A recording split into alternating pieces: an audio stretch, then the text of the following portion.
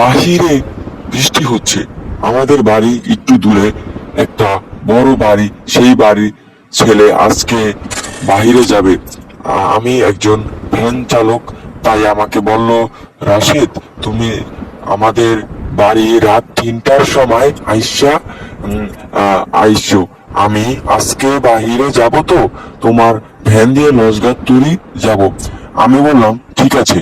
এখন রাত 2টা, অনেক বৃষ্টি হচ্ছে, আর 1 ঘন্টা পর তাকে নিয়ে আসতে হবে। তাই এখন চারদিকে বৃষ্টি হচ্ছে।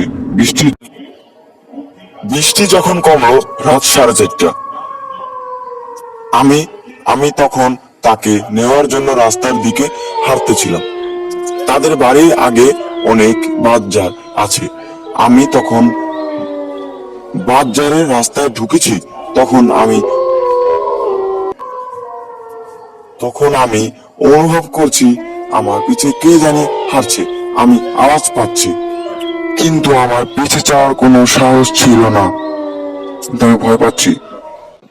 সেদিন সেই রাতে বাজারে রাশেদের সাথে কি এরকম ঘটে তা যদি আপনারা জানতে চান, তাহলে দেখতে হবে পার্ট 2। সবাই কমেন্ট করুন, আমরা পার্ট 2 নিয়ে আসবো খুব শীঘ্রই গল্পটা নিয়ে। ধন্যবাদ।